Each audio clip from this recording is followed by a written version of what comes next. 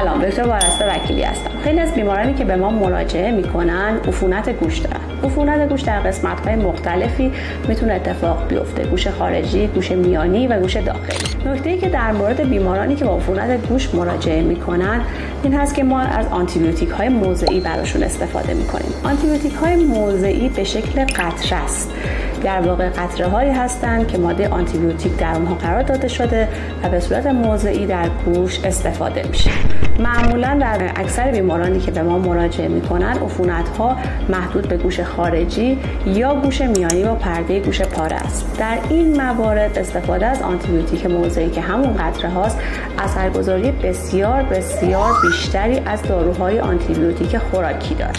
علت این مورد این هست که آنتیبیوتیک خوراکی با توجه به اینکه نیاز به جذب از طریق گوارش و چرخیدن در سیستم عروق و نهایتاً رسیدن به گوش رو داره، با توجه به زمان زیادی که طی می‌کنه اثر بسیار کمتر شده نسبت به قطره‌هایی که ما به صورت مستقیم به قسمت عفونی در واقع می‌ریزیم داره. تنها موردی که شاید ما برای اون از آنتیبیوتیک‌های خوراکی استفاده بکنیم مواردی هستش که دسترسی مستقیم با استفاده از قطره‌های آنتیبیوتیک نداریم، مثل عفونت گوش میانی در کسی که پرده گوش سالمی داره. بنابراین مصرف آنتیبیوتیک‌هایی که به شکل قطره به شما داده میشه رو لطفاً جدی بگیرید. مرسی.